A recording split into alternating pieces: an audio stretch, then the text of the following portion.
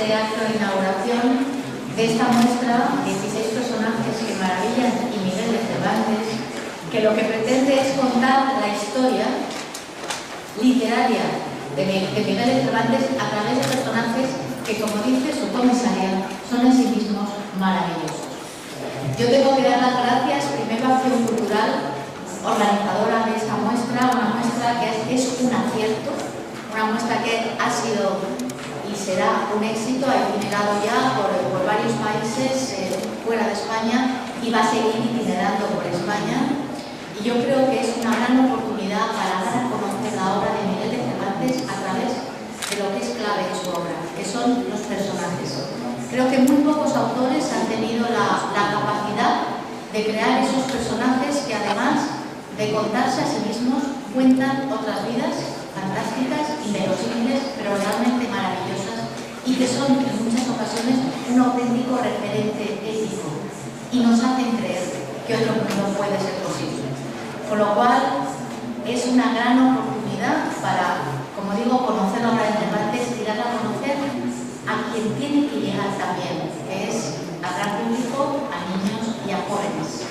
A través de esta maravillosa creación de Pedro, muchísimas gracias por tu trabajo. Yo creo que decían el alma, son las dos almas de este trabajo las que han conseguido hacer esta muestra maravillosa que nos enseña de una forma cercana, amena y fácil de entender lo que realmente es la maravilla, que es la obra literaria de Miguel de Cervantes. Muchísimas gracias, reitero el agradecimiento a Acción Cultural, siempre amigo de esta Biblioteca Nacional, siempre vamos de la mano, gracias a ellos podemos hacer muchas de las iniciativas que desarrollamos en la Biblioteca Nacional, sin ellos no sería posible, así que muchísimas gracias a su directora, Elvira Marco, que hoy nos acompaña y a quien le cedo la palabra. Muchas gracias.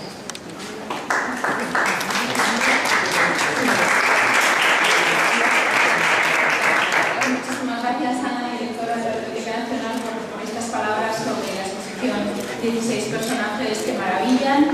En este año, en Acción Cultural Española, hemos intentado, junto con otros responsables de instituciones culturales, y hemos trabajado mucho con la biblioteca por difundir la figura y la obra de Miguel de Cervantes con registros más de expertos o más eruditos, con la gran exposición que se hizo aquí en la Biblioteca Nacional, pero también por acercar a Cervantes y a su obra a todos los públicos. Creo que ese ha sido uno de los objetivos por el que todos hemos trabajado este año, y con esta muestra pues queremos llegar a los públicos más jóvenes, a los niños, y dar a conocer otros personajes que a veces nos dejamos de lado porque siempre estamos pensando más en los personajes de Don Quijote.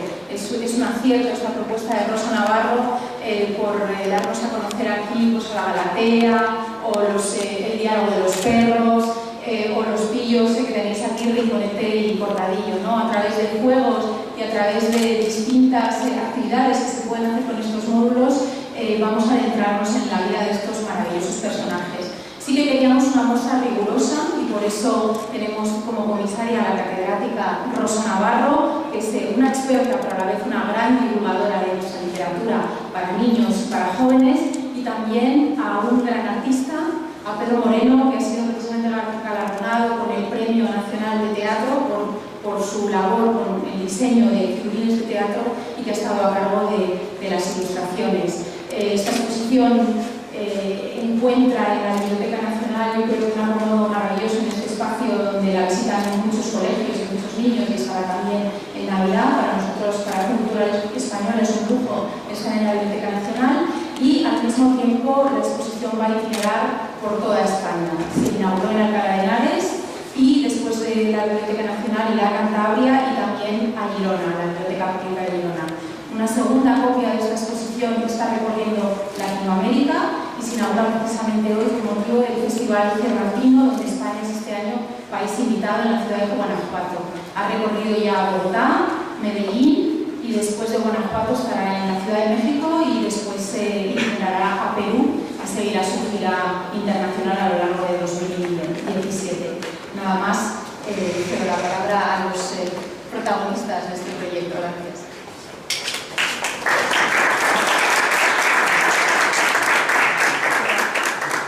Bueno, Buenos días a todos.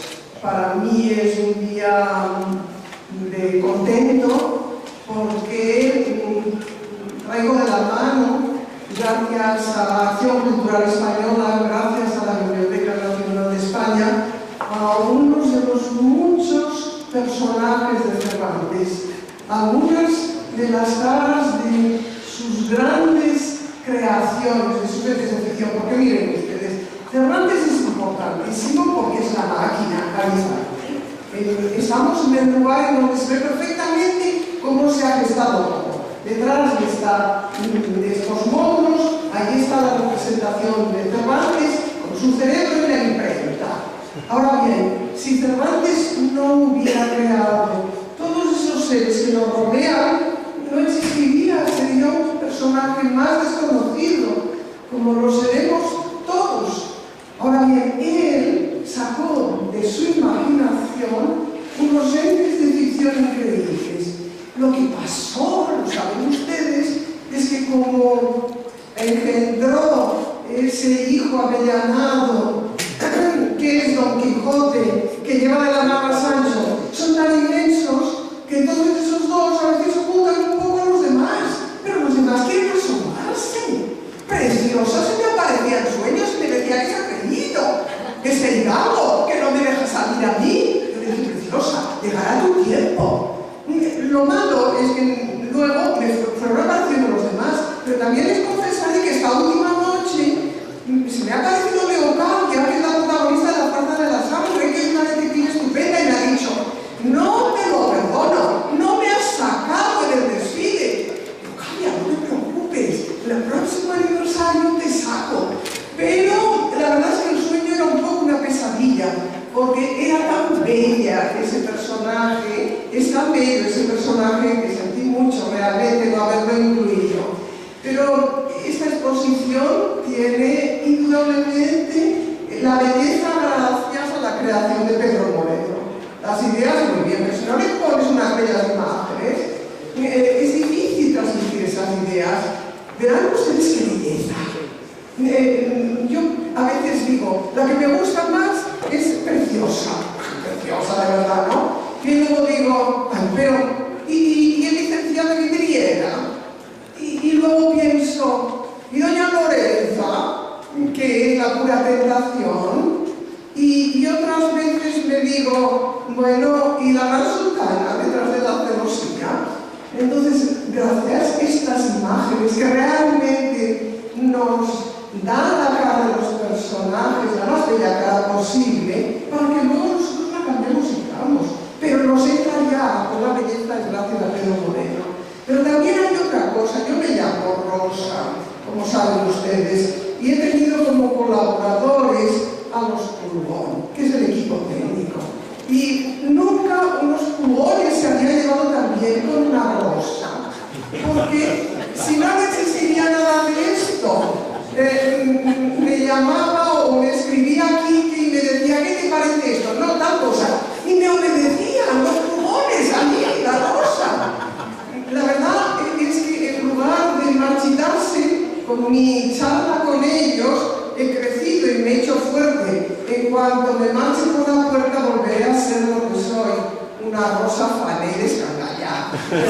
Mientras tanto, he vivido de la ilusión gracias al equipo artístico técnico que nos ha dado ese montaje. Fíjense que son libros abiertos. Está toda la obra de Cervantes, desde su comienzo, la Galatea, la novela Pastoril. He puesto el final al lado, hemos puesto el final al lado, los trabajos de Persíles y Sigismunda, que es una peregrinación, alfa y omega, el principio y el final. Pero luego ya se han impuesto las novelas ejemplares juntas, no revueltas, pero hay muchas más, claro, por eso les digo que los personajes se me siguen apareciendo en sueños, pero había que seleccionar. He seleccionado hombres, mujeres, parejas, animales, y tenemos aquí a los perros, a Cipión y Berganza, que hablan, maravilla de las maravillas, y lo que dicen, y lo que podrían haber dicho. Y no les cuento cuál era el modelo de Cervantes cuando imaginaba los perros. No tengo tiempo, pero me lo sé. Y luego están, como les decía, un loco genial, no tiene con el gran Hidalgo, que es vidriera, que se creía de vidrio. Dirán ustedes, qué locura más curiosa, ¿no?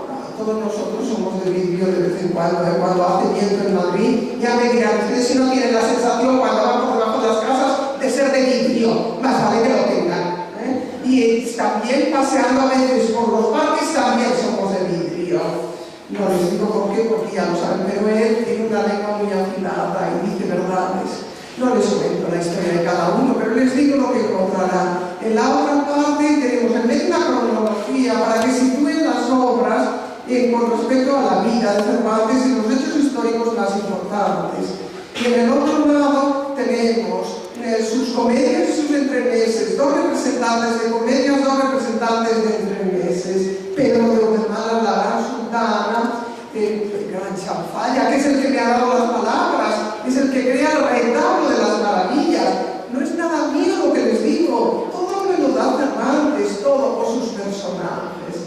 Y al fondo nos encontramos con su gran obra, con Don Quijote y Sancho, y junto a ellos otros personajes que convierten en teatro su vida. Porque miren ustedes, si algo adoró, admiró y quiso Cervantes, además de escribir y crear personajes, era hacer teatro. El teatro él sabía que era salvador. Y cuando la realidad pues no nos gusta mucho, no hay más que interpretar. Eso es lo que hace Pedro de Obedmala, que mientras que en la vida solo puede ser pícaro de Rufián, o pícaro de Taúr, o mozo de mulas, en cambio mozo de ciegos. En cambio, cuando adopta el papel teatral, puede ser todo. Papa, puede ser rey, puede desempeñar los papeles que uno quiera. Y no olvidemos que estamos en un gran teatro, en el mundo, como sabía Cervantes. No les digo más, porque yo empiezo y no acabo. Solo quiero decirles que la exposición es esencialmente didáctica, indudablemente para niños.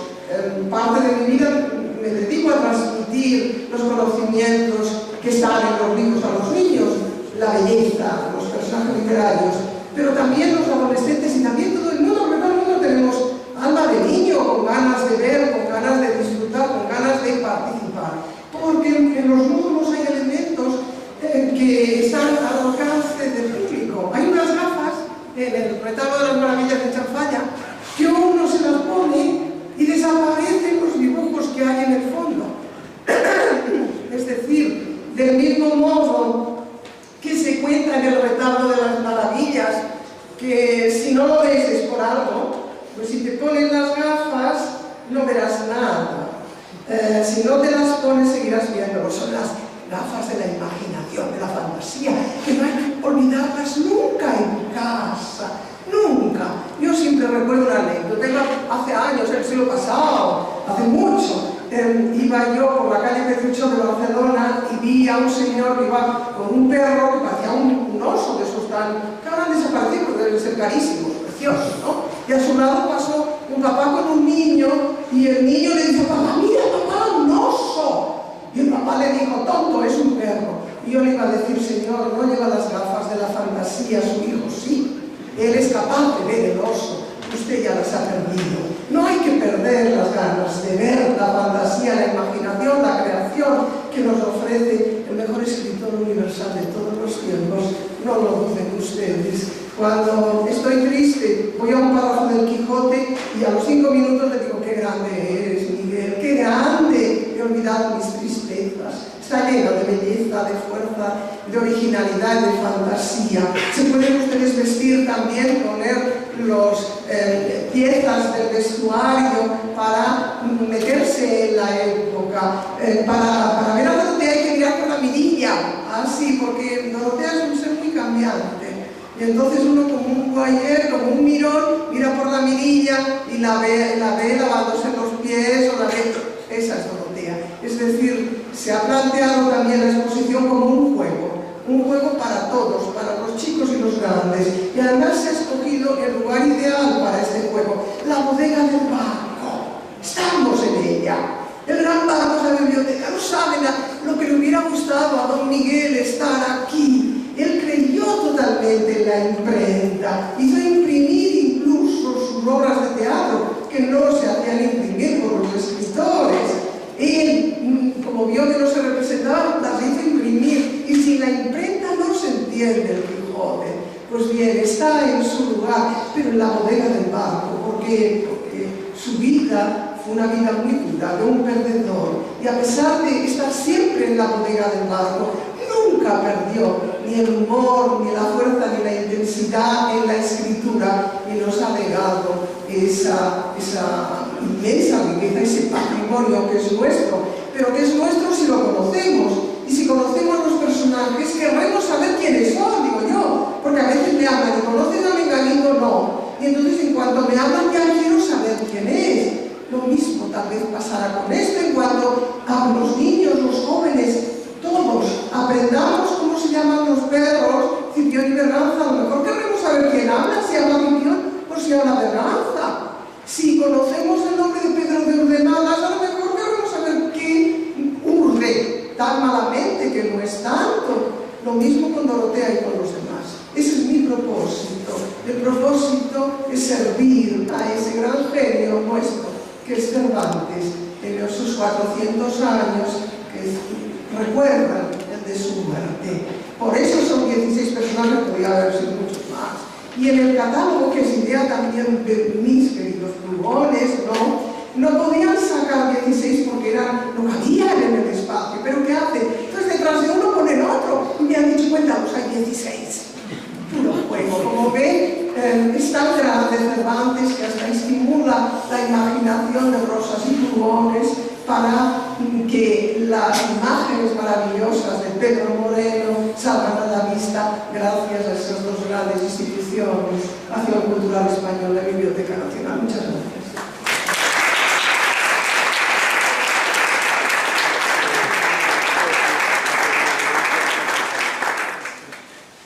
Para mí realmente es un privilegio que me contaran conmigo para hacer este trabajo.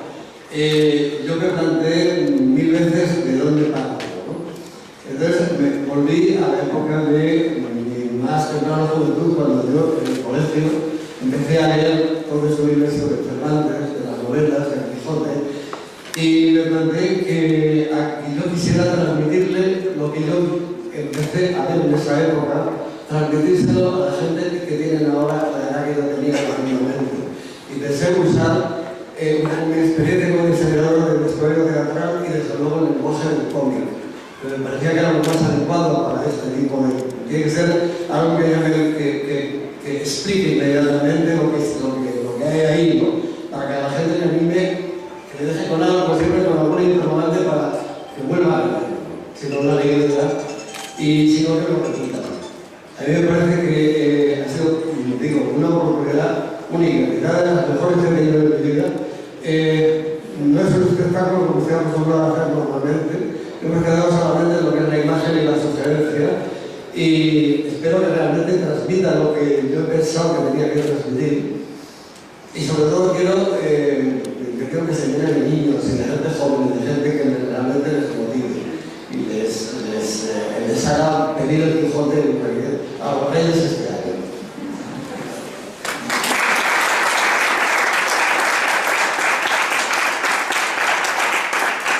Pues nada más, yo creo que ha sido unas intervenciones realmente muy interesantes. Lo hemos pasado muy bien oyendo, de verdad, muchas gracias. Y ahora ya la exposición queda inaugurada y a disfrutar de